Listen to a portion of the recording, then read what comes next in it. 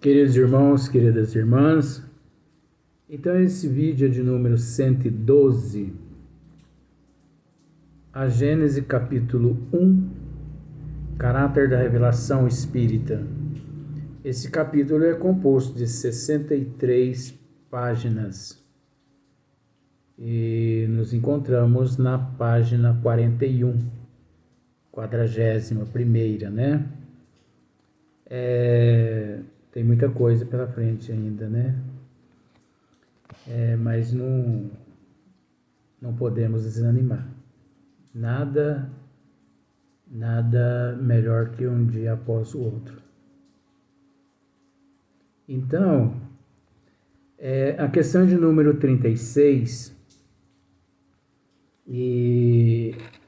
só que é uma sequência. É óbvio que eu vou dar início novamente para a gente dar sequência. Então, olha só para você ver, com a reencarnação, Kardec dizendo, questão de número 36, né? Com a reencarnação, porque é óbvio, nós já comentamos isso em partes, porque as outras doutrinas apoiadas, analisadas, estudadas, principalmente pelas teologias arbitrárias, eles não crê, né, na reencarnação, na imortalidade da alma. Então nós já dissemos isso nos vídeos anteriores. Então eles não crêem. A gente respeita. Isso não é uma imposição. A doutrina dos espíritos não veio a lume para impor, para exigir, para cobrar, e sim veio para nos consolar. Porque a doutrina dos espíritos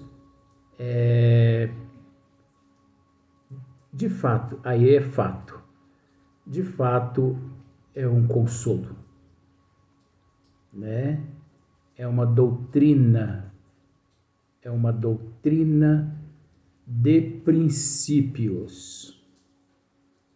É uma doutrina de princípios, né? É um coletivo. Doutrina é um coletivo de princípios, a doutrina dos espíritos. Então, felizes esses que têm a oportunidade de mergulhar profundamente nos princípios dos desígnios das leis de Deus. É fundamental o estudo, é de extrema importância o conhecimento. É importante a prática? Sim, é importantíssima a prática. Mas é preciso também o conhecimento. Então, enquanto muitas doutrinas, né, não crê na reencarnação, porque eles não creram, né? Então eles não crê, eles não acreditam, a gente respeita. Diferente a doutrina dos espíritos, na condição de consolador, porque nos consola, ela vem nos esclarecer os porquês, né? Ela vem nos esclarecer as dúvidas que temos. Enfim, é o sol que se faz presente em todas as manhãs de nossa ignorância. é o sol, a doutrina dos espíritos é o sol que se faz presente em todas as manhãs de nossa ignorância. Para você observar bem que Deus nunca nos deixou órfãos e nunca nos deixou desamparado. Nem Deus, nem Jesus, nem o professor Eurípides, nem Dr. Bezerra de Menezes, nenhum ser desses luminares, né, que estão sempre conosco, nos orientando para que hoje sejamos melhor do que ontem e amanhã melhor do que hoje. Nós sabemos que a vida é uma batalha.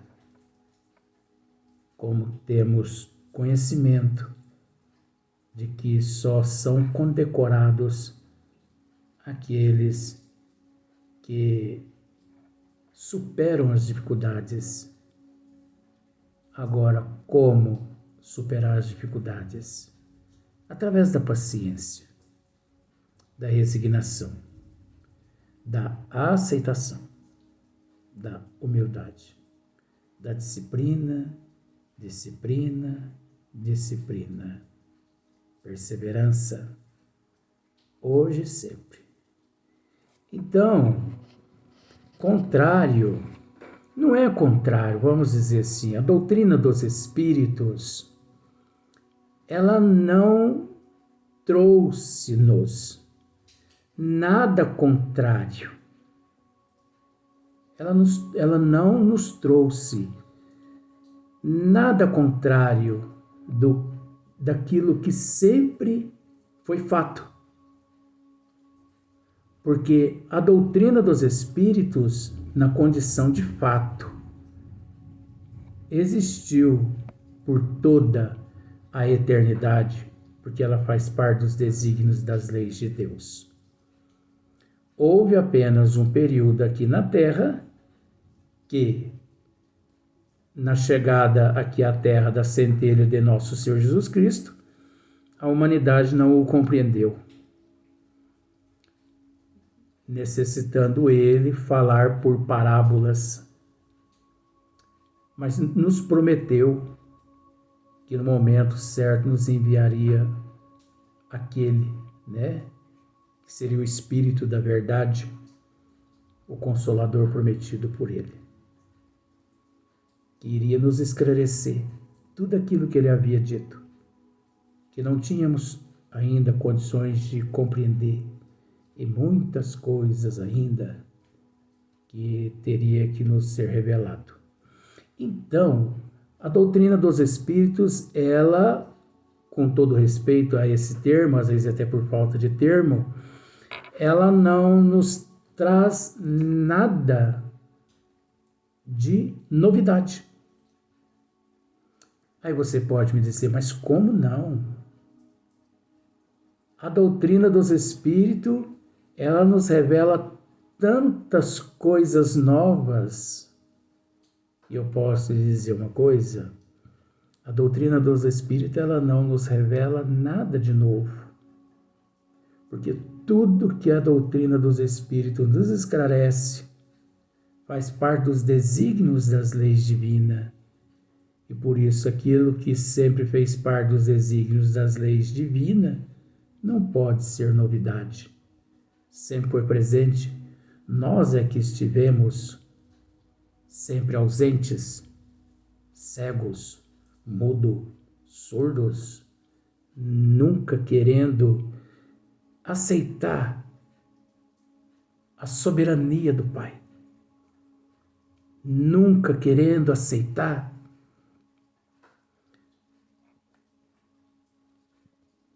a inteligência suprema, a causa primeira de todas as coisas. A gente entende, é óbvio, quando as pessoas dizem assim, inclusive Kardec também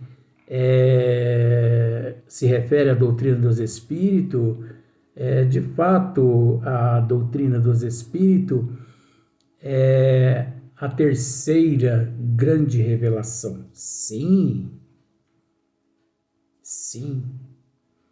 Mas a doutrina dos espíritos, ela é a terceira grande revelação para os ignorantes, para aqueles que têm conhecimento dos desígnios de Deus. Sempre soube esse mártir que não há nada de novidade. Porque, por exemplo, nos encontramos já tratando a respeito da questão de número 36.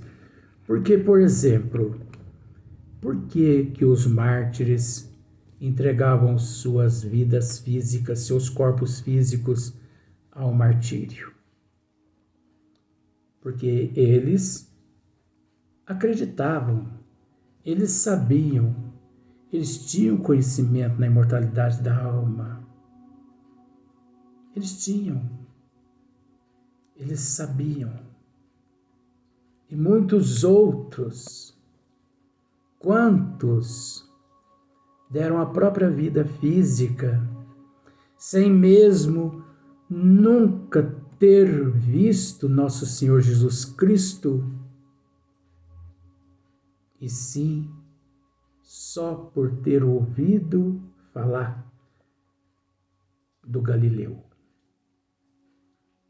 Só por ter ouvido falar do Galileu. Então, que amor é esse? Que amor é esse que inunda o ser, sem mesmo tê-lo visto, frente a frente, nos olhos? Então você entende, com todo respeito, você entende que a doutrina dos espíritos para esses seres não é novidade. A doutrina dos espíritos para esses seres não é revelação. Você acha que a doutrina dos espíritos para Francisco Cândido Xavier, Francisco de Assis, Galileu Galilei, Leon Denis, o professor Eurípides Barçanufo, Dr. Bezerra de Menezes, você acha Madre Teresa de Calcutá, a mais católica? Amor. Nós não estamos falando de religião, nós estamos falando de amor. Irmã Dulce e tantos outros mártires. Você acha que para esses seres a doutrina dos espíritos é novidade? Sendo que eles teve a oportunidade de conhecer tudo que hoje nós estamos aprendendo, estamos tendo conhecimento pela primeira vez, assim vamos dizer. Eles tiveram conhecimento disso há 2000 anos atrás, ou até bem antes em outras dimensões. Nós estamos querendo dizer com isso, os desígnios das leis divinas nunca foram novidades para aqueles que sempre estiveram do lado de nosso Senhor Jesus Cristo. A doutrina dos espíritos, os desígnios de Deus, sempre foram novidades, sim, para aqueles que sempre estiveram na contramão dos desígnios de Deus. É muito fácil solucionar os probleminhas, porque isso não é um problemão. É só parar e refletir. Então, a doutrina dos espíritos, ela veio, de fato, para os ignorantes, para aqueles que não conhecem a si próprios. E aqui você está de frente a frente com um deles, que não conhece a si mesmo. Por isso, desfrutando da oportunidade da doutrina dos espíritos, para que eu não tenha que olhar no espelho depois e dizer: olá, seu, vamos dizer assim, seu proletário. Então vamos dar sequência, mas é sequência no assunto. Então, A doutrina dos espíritos, assim diz Kardec, com a reencarnação, desaparecem os preconceitos de raças e de castas. Sim, não é? Desaparece tudo. Desaparece os preconceitos de raças e de castas, de etnias, né? Desaparece todo o preconceito de miscigenação, onde todo mundo consegue se relacionar com todo mundo, no sentido, conviver com todo mundo, né? Com todo respeito à expressão. Pois o mesmo espírito pode tornar a nascer, rico ou pobre. Nós já tratamos disso no vídeo anterior. Não ficou muito lá bem esclarecido, não, mas serve assim, né, para analisar. Então, capitalistas ou proletários. Então, nós sabemos que proletário é um cidadão pobre que só tem para viver as reservas o suficiente da sua força de trabalho. Esse é o substantivo masculino, que nós já deixamos já anotado aqui, já para ficar mais fácil na hora aqui, para não faltar neurônio no cérebro, né? Então, é o proletário. Agora, olha só para você ver, o capitalista é o adjetivo e substantivo de dois gêneros, né, que diz ser de ou indivíduo que possui capital e vive da sua renda. Então, um é pobre. Aí nós já podemos simplificar, porque ali vem, né, no substantivo masculino, no adjetivo e substantivo do segundo gênero, já vem assim mais científico. Mas aí nós podemos resumir usando-se a seguinte frase: o pobre e o rico. Mas não é só o pobre financeiramente, não é só rico financeiramente. Porque eu não sei se você sabe, existe várias classes de pobre e várias classes de rico. Existe o rico financeiramente, que é pobre de caráter, de moral, de cultura. É pobre em tudo. Existe o rico que de fato é rico financeiramente. É rico de solidariedade, é rico de caráter, é rico de intelecto, de moral. Não podemos deixar de ressaltar isso. Como existe também o pobre financeiramente, pobre de cultura, pobre de caráter, pobre de moral, pobre de tudo, coitadinho. Ele não passou na fila de nada, né? Enquanto Deus estava lá distribuindo algumas virtudes, ele passou longe. Em vez de passar perto, ele passou por longe. Agora, existe também o pobre financeiramente, que é dotado de várias qualidades, de vários atributos, né? De caráter, de solidariedade, de moral, de bom senso, de prudência. Tem aqueles pobres, financeiramente pobres, que são dotados de uma resignação imensa, de uma aceitação imensa. Mensagem está sendo deixada, né? Está sendo passada. Então, aqueles pobres que são pobres mesmos, mas que, né, não são resignados, que não têm aceitação, não têm resignação. É preciso saber ser pobre. É preciso saber ser pobre com dignidade. E o que é ser um pobre com dignidade? Reconheço que sou um pobre financeiramente, em todo sentido, mas que eu tenho, assim, todas as qualidades que condiz a minha natureza primitiva, né? E por aí em diante vai. Então, mas existem os capitalistas ou os proletários, que são os pobres e são os ricos, mas porque fizeram mau uso, né, desses atributos, dessas oportunidades em existências passadas, aqueles que foram muito ricos não deram valor, né, abusaram, volta nesta agora para poder espiar, para poder provar.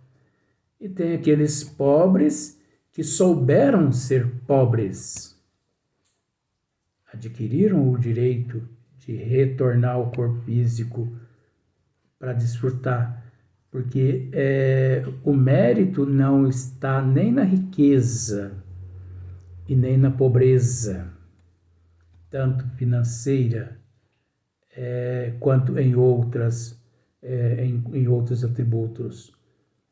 O mérito está em a pessoa suportar com dignidade, com honestidade. É aí que está o mérito. Não há mérito nenhum em ser rico financeiramente, como não há mérito nenhum em ser pobre financeiramente. O mérito entre esses dois está na dignidade, na honradez, né? Enfim, ser justos, ser prestativos, andar de acordo com os desígnios de Deus e de acordo com os desígnios da terra, das leis do homem. Porque não é riqueza financeira e não é pobreza financeira que nos proporciona, como se diz o ditado, um cantinho lá no céu. E sim a forma como a pessoa viveu mediante aquela prova, aquela expiação. Foi rico financeiramente, com dignidade, soube respeitar os desígnios de Deus e os desígnios da terra? Sim. Ignora-se a moeda e abraça-se a virtude, as qualidades. Da mesma forma, o pobre financeiramente. Soubestes ser pobre na terra? Sim. Com dignidade. Cumpristes com todos os deveres? Sim. Não reclamastes? Não. Aceitastes? Sim. Deixa a pobreza de lado. Virtude. Então, é por esses meios, né? Às vezes a pessoa pensa que é o dinheiro, às vezes a pessoa pensa que é a pobreza, e não é. É a qualidade. É a qualidade de vida, mas não vida física, de vida eterna, de sentimentos nobres, uns para com os outros, de respeito, uns para com os outros, que isso cabe em todos os lugares, em todas as áreas, né? Durante todo o processo evolutivo do ser, durante toda a eternidade. Isso não é algo que devemos pôr em prática, devemos praticar só enquanto nos encontramos no corpo físico. De forma nenhuma. Isso é algo que devemos carregar conosco por toda a eternidade. É óbvio que, enquanto no corpo físico, as pessoas não pensam dessa forma. É óbvio também que não são todas as pessoas, é preciso ressaltar isso, né? Porque uma boa parte, sim, ainda consegue refletir, analisar, mas uma boa parte não. Mas o bom está nesta situação da desigualdade. Cremos que a desigualdade é a responsável por toda evolução. A evolução reside na desigualdade. Se não fosse a desigualdade, jamais existiria seres evoluídos. Não é mesmo? Então, chefe ou subordinado, livre ou escravo, homem ou mulher. De todos os argumentos invocados contra a injustiça da servidão e da escravidão, contra a sujeição da mulher à lei do mais forte, nenhum há que prime, em lógica, ao fato material da reencarnação. Então, nada foge aos desígnios das leis de Deus, nada foge ao fato da reencarnação. É a lei de causa e de efeito. Aí nós adentramos aquilo que meu neto de vez em quando trata muito bem a respeito desse assunto, né? A lei de causa e efeito, de ação, reação e por aí em diante vai. Para aguentar ele não é fácil. Eu sei muito bem o que é aguentar esses Barbosa. Esses Barbosa não são fáceis. Graças a Deus, eu posso pôr as mãos juntas dessa forma. Vamos para o próximo vídeo.